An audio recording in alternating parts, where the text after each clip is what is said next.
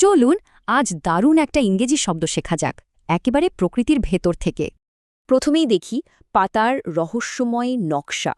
প্রকৃতির মাঝেই লুকিয়ে আছে এর উত্তর। কখনো কি খুব কাছ থেকে পাতা দেখেছেন? এর গায়ের সুন্দর ছোট ছোট রেখাগুলো।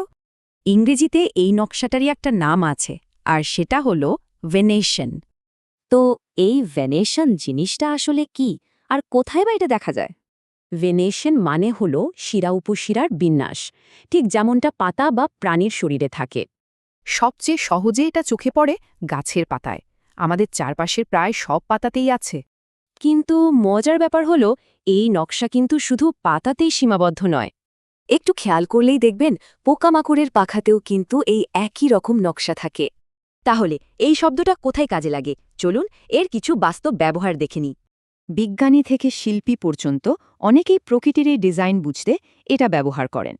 এই বাক্যটার মানে হল ওক গাছের পাতার শিরাবিন্যাস বা ভেনেশন একদম আলাদা ধরনের হয়। আর এখানে দেখুন, বিজ্ঞানীরা পোকামাকড়ের পাখার ভেনেশন দেখে ওদের প্রজাতি পর্যন্ত চিনে ফেলেন। এমনকি শিল্পীরাও তাদের ছবিতে গাছের ডালের ভেনেশন ফুটিয়ে তোলেন, ছবিকে জীবন্ত করতে।